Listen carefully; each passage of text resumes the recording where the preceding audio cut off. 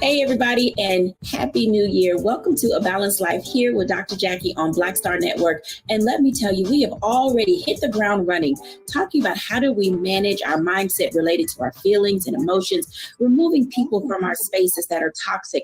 But today we're going to talk about our money mindset and our relationship with dollars and cents. I know. You don't even have to say it. It is difficult sometimes to talk about how we deal with money in our relationship with money because we have all of these self-limiting beliefs, these things that we've been taught over the years about what to do with it, what not to do with it, who to loan it to, where to get it from. But today we are joined by some amazing people who are going to help us figure out how to set priorities, how to set goals and benchmarks, and how to stay disciplined throughout the year as it relates to money. Today, we are joined by Stacey Owens, Pastor J.T. Johnson, Dr. Tierney, and we have two special guests. We have Deborah Owens, America's Wealth Coach, and Pamela Sams is joining us again today from Pam Sams Wealth Strategies. I'm going to invite everybody in because we need to talk about dollars and cents. Hey, y'all. Hey, Dr. Jacquie. Let me tell you, money in the new year, money at the beginning of the month, money at any time we don't have enough of it, has this way of causing us to literally lose our mind. I want to start off by just asking each of you, tell me about your relationship with money. From when you first learned about your relationship with money, how you're managing your relationship with money, because oftentimes we do set the tone for people to say, okay, this is my benchmark. Okay, this is my avenue. This is my access point. Deborah, I'm going to start with you. Talk to us about your relationship with money. So I love talking about this topic. I've been really transparent about how I found myself in the investment industry. As a young woman, my parents separated after 30 years of marriage. And so I saw my mother's standard of living decline to just about above poverty. And what that really taught me at the age of 17 was that it was important for me to have a purse of my own. And as I went on in my career, that's where the title of my first book came from. And so the origin of my whole mission of helping women specifically, and Black women even more specifically, take ownership of their financial success really comes from me seeing the financial insecurity experienced by Black women. And more specifically, as I went on my career, what I found was that my mother's situation was the rule and not the exception.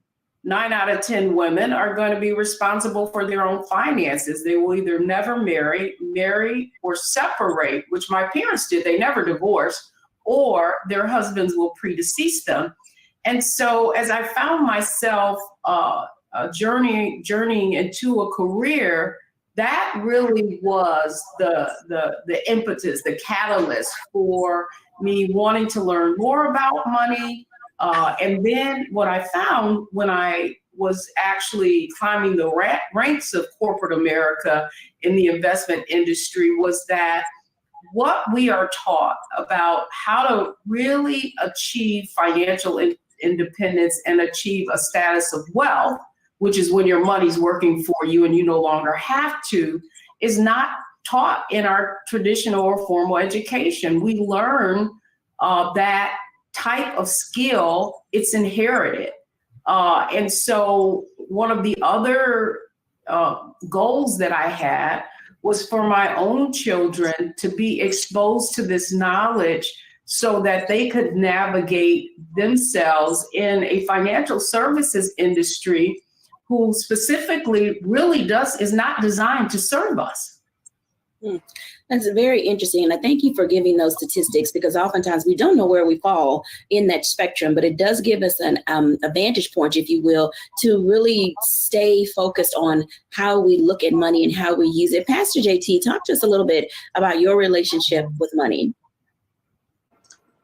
So my relationship with money,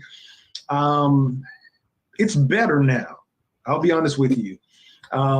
As a young man, I was kind of advanced in my career at an early age, and I was making more money than my parents combined at 22 years old. And I really didn't know the value of a dollar. And I always say, man, if I could go back and get anything back, I know everybody want to reclaim their time. I want to go back and reclaim those paychecks. And because now with the knowledge that I have, I would make more wise financial decisions. So now I believe in the second stage of my life, the second set of 20, I am in a much better place financially, very wise and prudent with what comes in our home. I actually love the way the dynamic of our home is broken down. I'm the CEO. My job is to go out there and make it happen. And my wife, Natasha, she is our CFO. She has me on a budget, has our boys on a budget, has the family working and operating. And one of the things that I am grateful to know is that we don't live in a space where our heads are touching the ceiling. I know a lot of people think about the 70-30 rule, but we actually live in the 60-40. And there was a report that I saw with Lorenz Tate, the actor. He said that he never really worried about Hollywood drying up because he learned how to live beneath his means. So I'm now at a place right now where my relationship with money is great because of the lessons that young Jamel learned that old Jamel is benefiting from. That's absolutely. So Stacey, tell us about your relationship with money. So my relationship with money, if I was to be transparent, is getting better. So just like Pastor JT was saying, as you grow older into your older self, you start having a better understanding of money.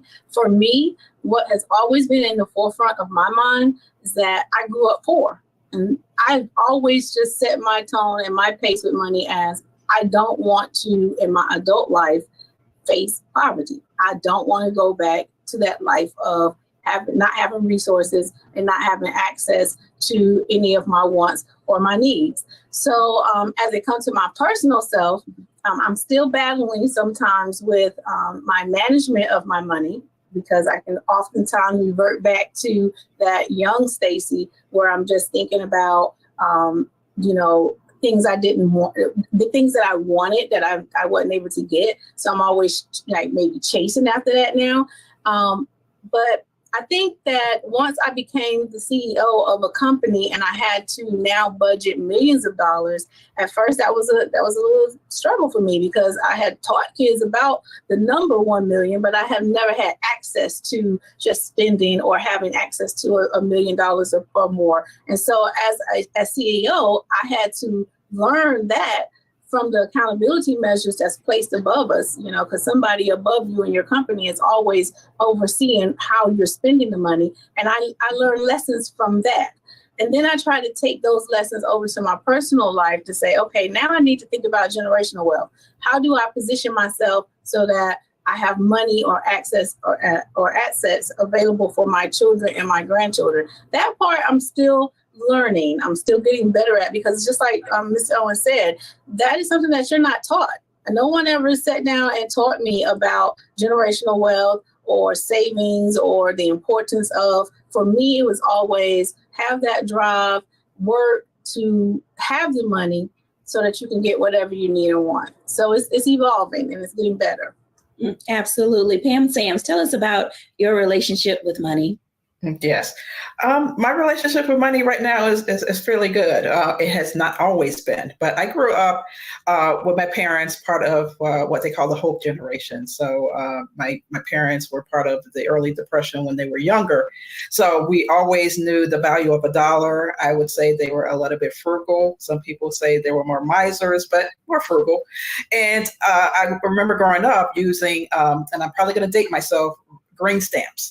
So really, you would get the green stamps when you would buy something in the store, and you had a passport book, and then you would put that in there. And that's how we got a lot of the things growing up.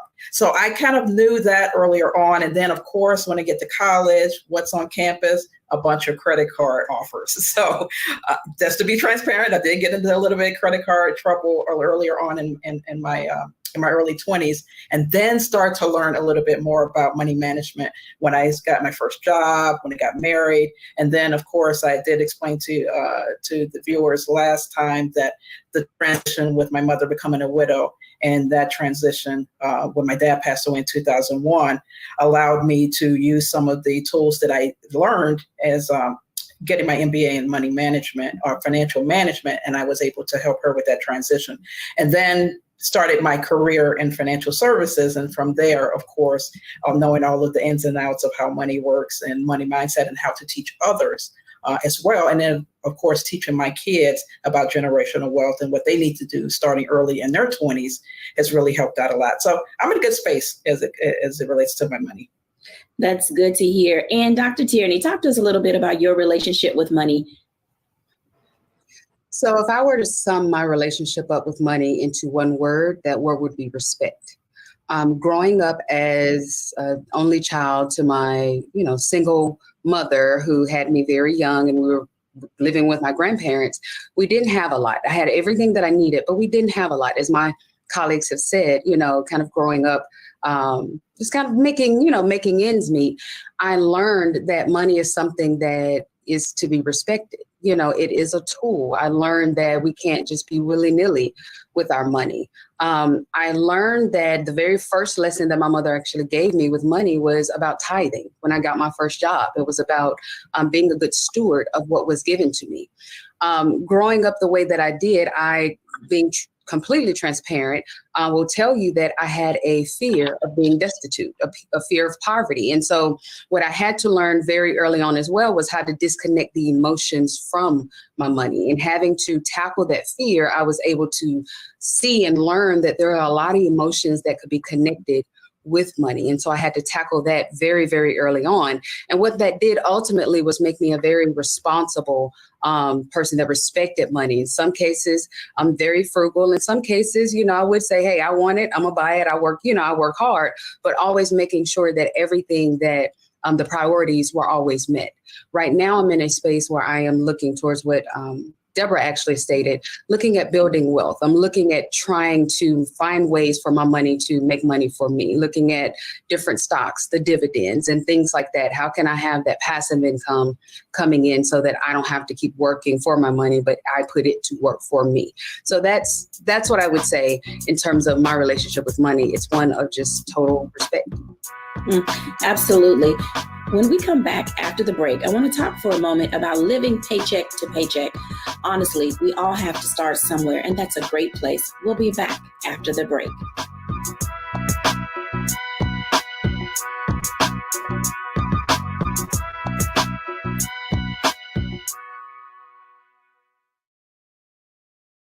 Black Star Network is here. Oh, no punch! I'm real revolutionary right now. Thank you for being the voice of Black America. All momentum we have now, we have to keep this going. The video looks phenomenal. See, there's a difference between Black Star Network and Black-owned media and something like CNN. You can't be Black-owned media and be scared. It's time to be smart. Bring your eyeballs home. You dig?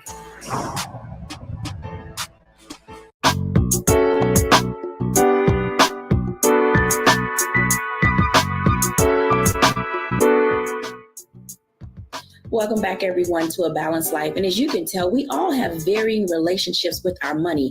We love our money. We have our needs, our wants, and our desires. But one of the things that's important for us to understand is how money can be used as a tool, a vehicle, and a resource. I want to invite in Stacy, Deborah, and also, I want to invite in Stacy, Deborah, and Pam for just a moment to talk about this way in which we deal with money when we're living paycheck to paycheck, but there's seemingly oftentimes not enough money to deal with the things that we have to expense. Ladies, welcome in. Thank you very much. Absolutely. Deborah as well, because when we talk about money and living paycheck to paycheck, and the reason I wanted Stacy on this conversation, because as a business owner, all of you are business owners, and I think we get into that space of not wanting to pay ourselves. And so living paycheck to paycheck looks a little bit different when we have a business to run. But Deborah, talk to us about that for a moment, because we have young people in college getting their first paycheck, graduating, getting jobs, high school students getting their first paycheck. What should their relationship be with that paycheck to paycheck aspect of their lives? Well, it is interesting in that I look at them as habits, and so much of it is mindset. And this is what I want young people to understand, is that there's a difference between earning income and building wealth. And so the way I like to describe it in this way is that, people with a poverty mindset, they do have that paycheck to paycheck mentality. And so what is important is that you are able to transcend and move into the mindset of wealth. But there's certain, steps that you have to go through. So typically that poverty mindset is that paycheck to paycheck. Whereas the kind of poor mindset is that month to month, week to week living, right? Like whatever money we have coming in, that's what we're going to spend. Oftentimes people are managing their funds based on what's in there, whether or not they can take it out of the ATM. And then how most of us really were trained around money was to have what I call that income mindset or middle class mindset, right? Where we are able to pay our bills month to month. And if you think about it, that's exactly how we're sold products in terms of what we can afford in a car or what we can afford in a home. And then when we go up a little bit further, we're getting to that, maybe we've met what has been deemed financial success or that 6-figure income. Then we start having more of an affluent mindset where we're putting in our 401k, where our bills and our basic needs can be met, and we're operating in a budget. But beyond that, and that is the goal, and that is what I learned going inside of private wealth and high net worth families, is there's that wealth mindset. And that wealth mindset doesn't manage their money week to week, month to month, or year to year. They're really making decisions based on the long-term impact and acquiring assets like investments, like stocks, like building a portfolio with dividend stocks from generation to generation that they can then pass on. So to your original question around young people, it really is breaking through that poverty and poor mindset and begin to understand, as you so aptly put, Jackie, that money is a resource, and the ultimate goal is to be in a position where you have turned your income into wealth, and you no longer have to work for it because your money is working for you. I think that that's a place where we would all like to get to be, is our money, working for us. Pam, when you think about not just young people, but everybody in between, that living paycheck to paycheck comes with some certain amount of stresses and distress. How do you help people financially ease those types of discomforts when you have so little of that money so that you can build it? Mm-hmm. Yeah, I'm not going to lie. Definitely money is very stressful for a lot of people, especially if they're living paycheck to paycheck. But like what Deborah had mentioned before, it's more of a poverty mindset instead of an abundance mindset. So I try to do mindset check first in terms of what do you need to achieve this month, but think about your long term as well, because that's how you create and you build wealth. Now, of course, you're in the day to day, and that's what you're stuck in, and that's the mentality that you have. But you do also have to have an abundant mindset as well. And I'm really a big proponent on budget, because a lot of times, what we say, we spend what we want to spend, not exactly what we want or what we need.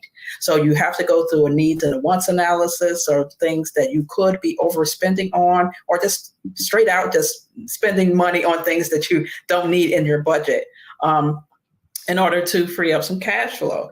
And you don't have to be living paycheck to paycheck. Or you can decide also how to develop a passive income. You have your regular income base that you're working on a 9 to 5, but there's so much gig work, there's consulting, there's a lot of different things that people can do to bring in a little bit extra income to grow wealth as well. So you don't have to be stuck in terms of living the paycheck to paycheck mentality.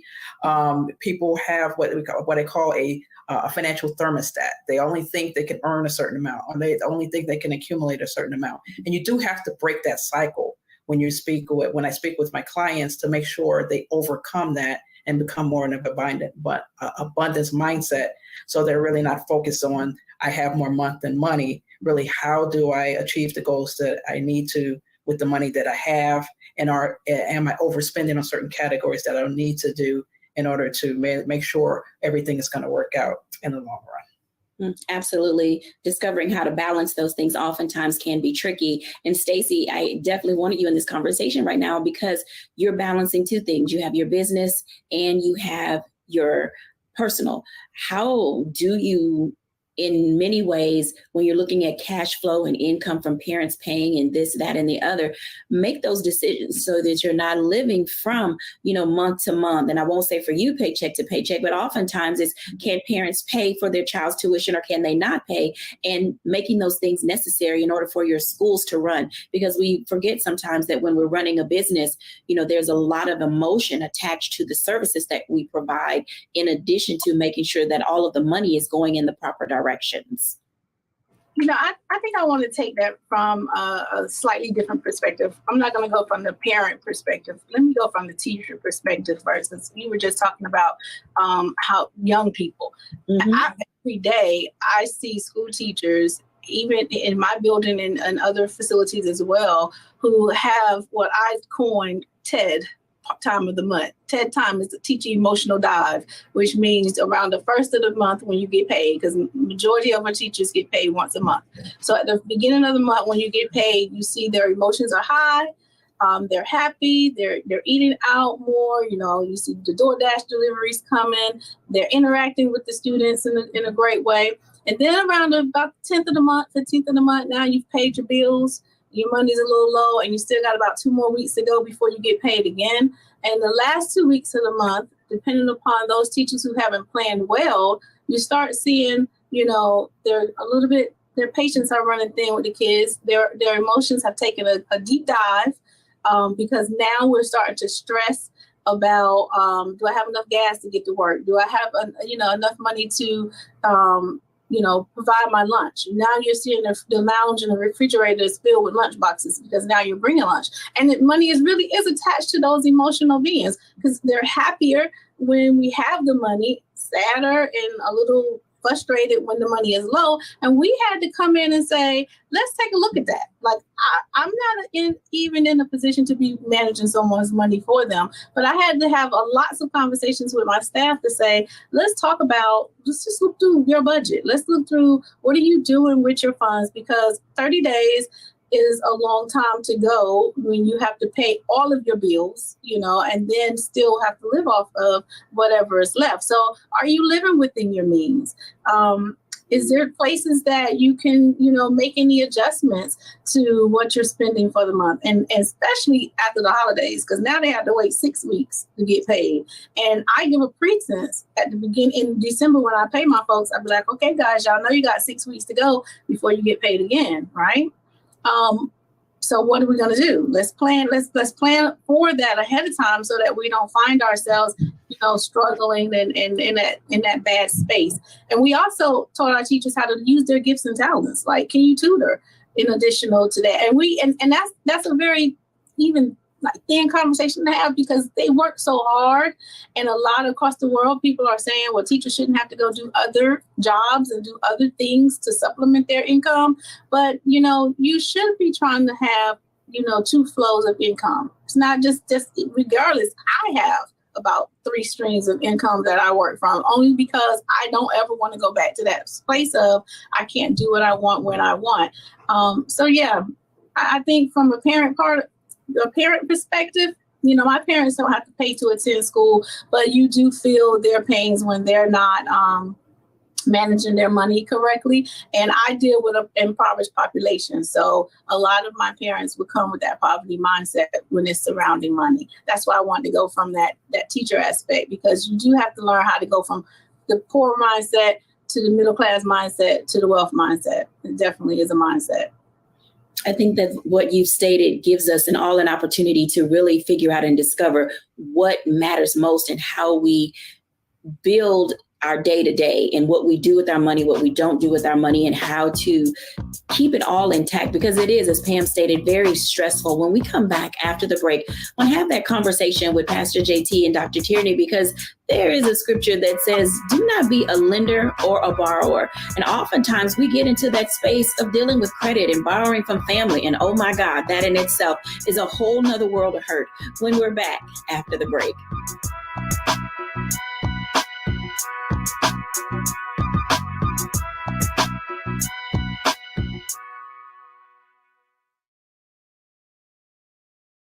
Don't you think it's time to get wealthy?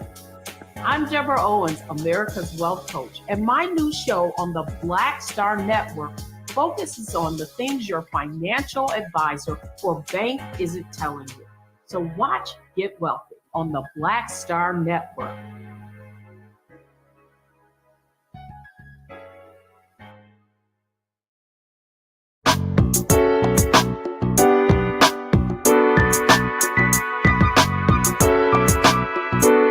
Welcome back, everyone, to A Balanced Life. And as you can tell, discovering how to use money to your advantage. And we work hard for it, so we want to spend it the way we want to. But life has a way of teaching us that there are things that we have to pay for. So desires and needs and wants often fall into various pockets in our lives. Pastor JT and Dr. Tierney, let's talk about that for a moment, because there are times that we get into credit card debt, that we borrow money from family. People borrow money from loan sharks. People get into gambling. And rather than having an alternative, legitimate revenue stream, there is this other revenue stream that kind of creeps in, and it also takes away from income in the household, because we have to pay interest fees and, all of these different things. So I'm going to start with Pastor JT, our resident theologian.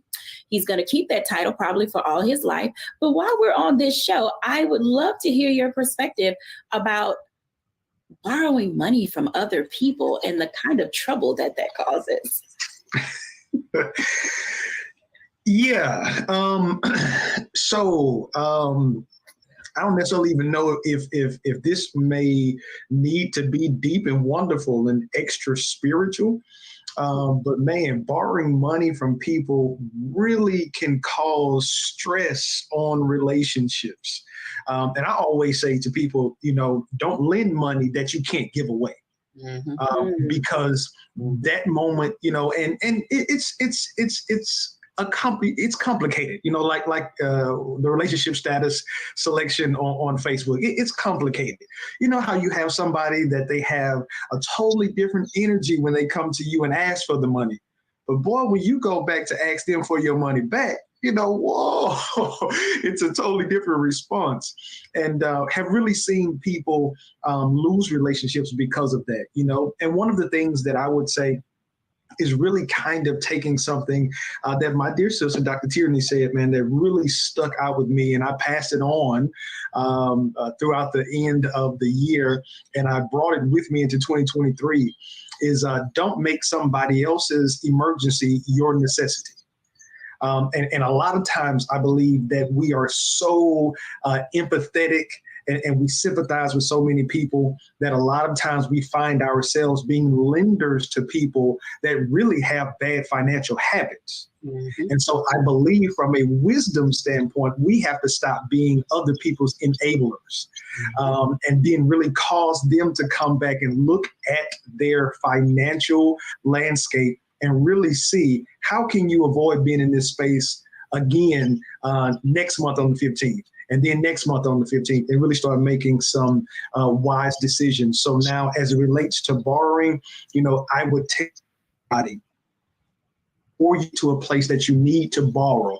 Ask yourself, would you lend the money to you if it was you? And if you can't even trust yourself to give yourself the money, you may not want to be upset when somebody may have to tell you no. I think, would you loan yourself money? Man, that's a hard question to ask. Dr. Tierney. So as JT was just talking, I thought about that scripture. If you teach a man to fish, then he'll never go hungry, as opposed to giving him a fish. My mom, I guess, took that scripture really to heart, and I appreciate her for doing that, because she was really quick to tell me, this is my money, this ain't your money. You better go figure it out, then figure out what you got to do. The other thing she would tell me all the time is, I got your back, but you got to have your front. So there was never a time in me, in my teens, 20s, struggling college student, that my mom swooped in to give me what it is that I needed.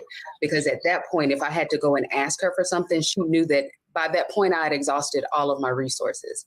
And the point that I'm making with this is that sometimes as Pastor JT said, the enablers, we have to understand that we can be enabling people to be entitled. I once had a client one time that said to me, well, they just being stingy. I know they got it. It's not your job to count anybody else's paycheck. It's not your job to be entitled to what anybody else has. It's not your job to, just because they've worked for it or they have it, or that's your sister or that's your cousin or that's your mom or whoever it is in relation to you, that does not entitle you to whatever it is that they have.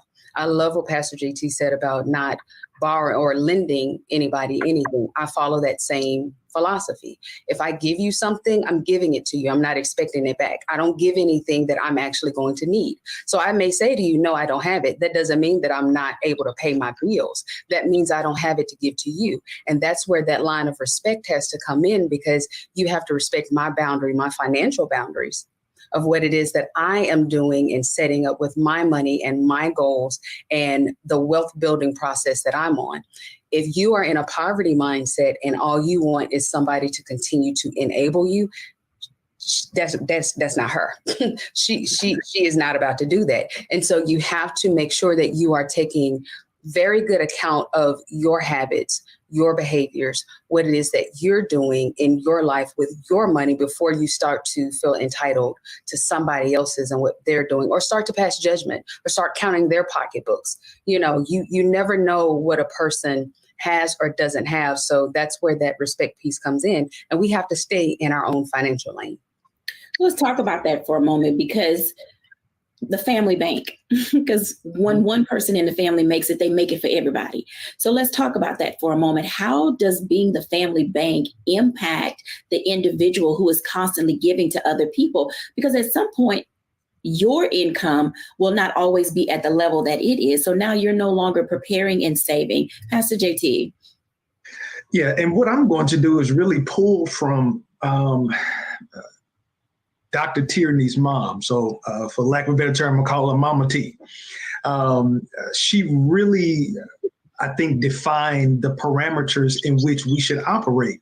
Now, if there is an issue, or if there's a problem that you are looking to assist a family member with, and this literally may be a hand up and not a hand out, that's a totally different situation for me being the personal financer for you to go and have a night out on the town on my dime.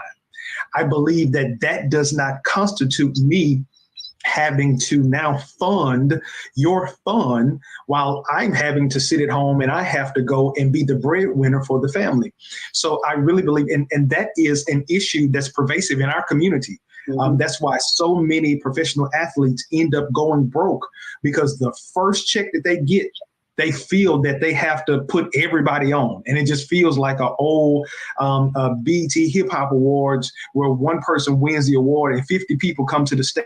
And that's the mentality that a lot of people have adapted. But I believe that if we go in believing that if I am going to be a help to my brother or a help to my sister, literally and maybe figuratively, and help them out of a situation versus being a person that's always having, as Ms. Owens said, your purse open and everybody always has access to your purse, because there's going to come a time when that purse is going to end up being empty. And you have, and I keep leaving with these questions, but you have to ask yourself the question, can the person that I have literally given all of the contents of my purse to come back and be the person that can replenish what they took out?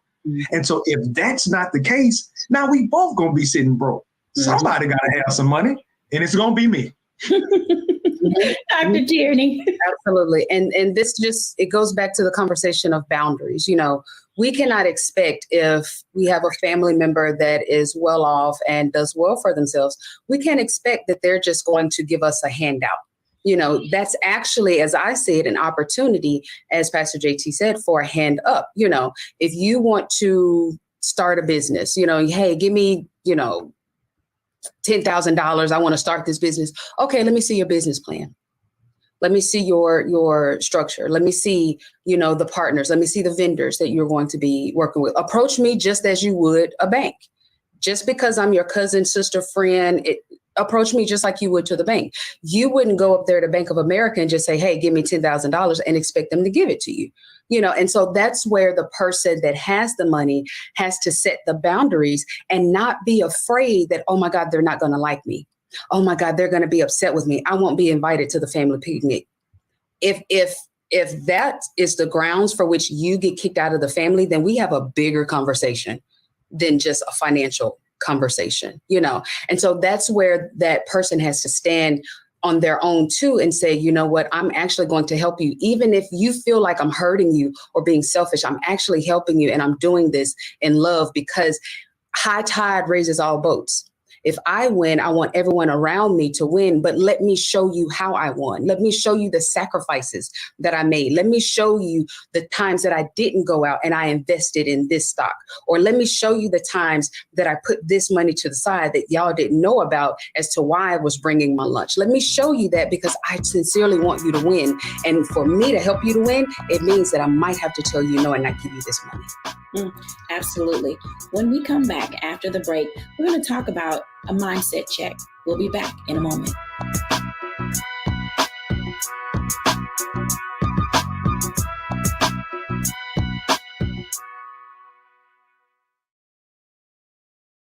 Hatred on the streets, a horrific scene, a white nationalist rally that descended into deadly violence. White people are losing their damn minds. As an angry pro-Trump mob storms the U.S. Capitol, we've seen We're about to see the rise of what I call white minority resistance. We have seen white folks in this country who simply cannot tolerate black folks voting. I think what we're seeing is the inevitable result of violent denial. This is part of American history. Every time that people of color have made progress, whether real or symbolic, there has been what Carol Anderson at Emory University calls white rage as a backlash. This is the rise of the Proud Boys and the Boogaloo Boys. America, there's going to be more of this. There's all the Proud Boys, guys. This country is getting increasingly racist in its behaviors and its attitudes because of the fear of white people. The fear that they're taking our jobs, they're taking our resources, they're taking our women. This is white fear.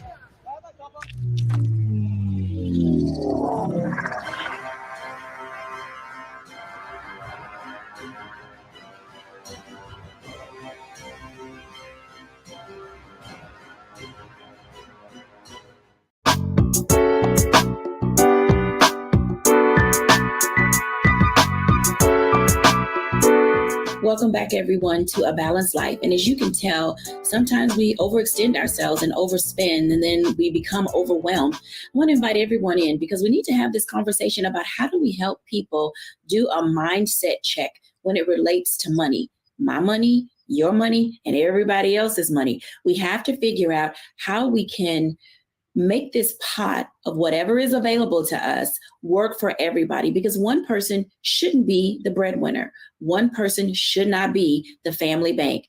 Hey, everybody, let's talk about that for a moment in this next block, because, having this mindset check before a person asks you for money, how do you feel about them trying to figure out where they would get it themselves? I'm start with Deborah, because, this is that space where we're saying, what does my purse look like right now? And what's in it? Do I want to give it away? Is it worth it?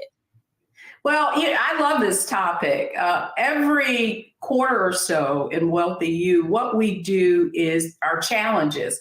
And so we have a 5-day challenge, and it really is about cleaning out your purse and cleaning out your wallet. And the challenge is designed for you to get into the right mindset. But the truth is you cannot change what you will not acknowledge. And so the first thing we do is we talk about the difference between a poverty mindset and a wealth mindset, and help people really do an assessment around what is your mindset. But the second day is the most important of all. And that's when we do a financial makeover, where we actually have you go look at 3 bank statements and look at where your money is going and whether or not that money is serving you. Quite often, we have everything we need to be everything we need to be. It's simply that we're not managing our resources. So it's not about resources in many, many cases. It's resourcefulness. And that's why I so appreciate what Ariel is doing. I'm sorry, not Ariel, but the teacher who is Stacy, who is managing this school. I love going into companies and really helping them feed their employees with the knowledge that they need so that they can better manage their resources. So that's what it's about. It really is about, if you can't manage what you already have, if you get more money, Biggie said it right, more money, more problems. More money, more problems. Pam Sams. Yeah, and just like what Deborah had mentioned, it's you have to transition into an abundance mindset. As I mentioned a little bit earlier, is that we tend to have what I call a financial thermostat. If you're going to earn the same amount of money, that's why a lot of lottery winners, once they win money, they reset back to where they were before because they never had it before. So you have to make the adjustment, and you do have to do the assessment, as Deborah had mentioned. I do at the end of each year for my clients, I tell them to fill out a financial report card. How did you do for the year? Give yourself a grade, A through F. Hopefully it's not on the F end. Hopefully it's closer to A. But if it's closer to the end of the spectrum, the D's and the F's, what do you need to be doing differently this year? Take an assessment of where you are and where you want to be, and then write out a game plan on how you're going to get there. That's the key, is really acknowledge where you are. If you want to do, you can't do the same thing that you have been doing to get to a different spot. You got to do something different. And so you need to put down what you want to achieve, how you're going to do it, put your goals in place, and then you get to it from there. But you do have to change your mindset to, if you're going to do something different, if you want something different, you got to do something different. Absolutely. Stacey Owens. I would say, again, I'm not the financial guru, so I like to work on the whole personal self. So let's figure out, do you have a growth mindset or a fixed mindset? So whatever job you're in, whatever career you're facing, are you content with where you are right now? And if you're not content with your spending or content with the abundance that you are attracting to you, then let's think about what's your 5-year plan? What's your 3-year plan? What's your plan for tomorrow? And usually when I find that we're dealing with people who haven't even thought about what they want to do next, or how they can improve, or how they can change, or how they can attract anything else, that's when I start helping them to see that, okay, well, right now you're in a fixed mindset. And as long as you're there, you're going to stay there. So now what are some things you can do to help change your mindset to growth? How can you improve? What else can you bring to add value to your personal self that will transcend over to your financial self? Absolutely. Pastor JT. You know what? I will be honest with you and tell you that what Pam and Miss Owens and even what Stacy said has been spot on. So since I am the resident theologian, I'll go scripture right here. Paul said this. He said, there's one thing that I do. I'm forgetting what is behind me, and I press forward towards the goal. I think from a practical standpoint, the first thing that you have to do is you have to start, just as Ms. Owen said, you got to identify those financial habits that you have really practiced that haven't gotten you where you want to be. And then forget those. Stop doing it. Establish the goal of what the new you looks like. See that as a reality, and now let that be the one thing that you do. Paul said, this one thing that I do, that's the one thing that I do. And now I'm going towards that goal. And when I identify the where, that goal for somebody may not to be a millionaire right now. If you're living from paycheck to paycheck, saying that you're going to have $1 million by the end of 2023 probably is not realistic. Identify a realistic goal. You may just want to have $5,000 in savings by the end of 2023, but at least you have identified that. And then now you start to make those incremental steps to get there. You start changing what you're doing. You start changing what you're listening to. Maybe start listening to some podcasts that's talking about money and wealth and money management. Start living on a budget. Stop living from paycheck to paycheck, or stop living with the lottery mentality that every time you get a paycheck, ching, ching, we going balling. Put them crab legs up and go and make some peanut butter and jelly sandwiches until you get to a space to where you're able to see your money. Absolutely. I think that was so well stated and with such passion and fervor. Dr. Tierney. Y'all better put those crab legs up and get that peanut butter and jelly. It tickle me. So I wanna back it up a bit because we're talking about things like setting goals. We're talking about things like making a budget. We're talking about things like setting a financial plan. But if you are just kind of coming off the couch, if you will, in the financial aspect, all of those things might seem very daunting to you. Oftentimes we repeat the patterns and behaviors of our parents. So likely you're repeating the financial habits and patterns that you saw, your parents do. And more often than not, the people that are around you have similar same financial patterns and habits. So the thing that I would say is get around some people that are doing what it is that you ultimately want to do. You're seeing them maneuver in their lives, in their finances, in every aspect of their life, in the way that ultimately you want to. Start asking them those questions. Hey, how did you do this? Hey, how do you stock market? Okay, what are dividends? What are NFTs? And explain it to me like I'm in kindergarten, and really start asking the questions, because we don't know what we don't know. And this is where I have to put in a plug for us coaches. Get you a coach. Get a financial coach. Sit down with someone and say, hey, I want to be transparent and vulnerable. Tell me what it is that I don't know. Oftentimes we walk around like, I ain't telling nobody my business. I ain't telling nobody how much money I make. And you're going to be stuck right in the same place that you are right now. We all need help. So invite people into those spaces. Let someone help you make a budget. Let someone help you to clarify your goals. And that is the first step that you can take in this new year to start actually moving the needle forward in your finances and in every area of your life. Absolutely. I think each of you have given our audiences things that they can begin to start with to give them an opportunity to figure out how they do a mindset check related to their money. I'll give my reflections when we're back after the break.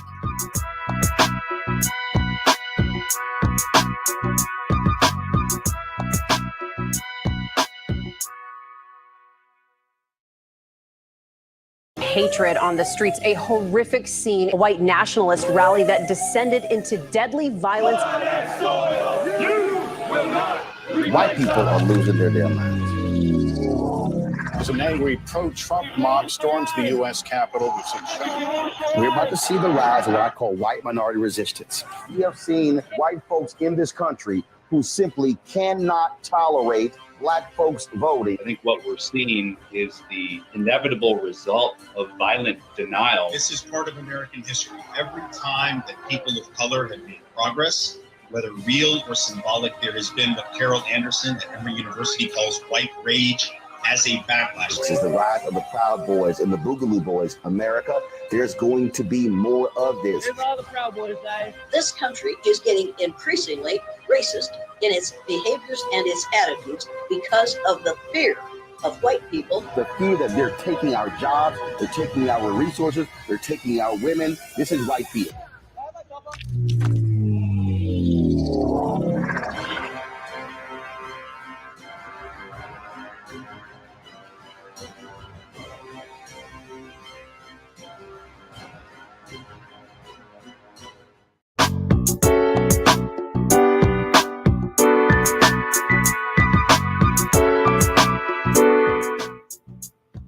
Welcome back, everyone, to A Balanced Life. And as you can tell, learning how to manage your money begins with you.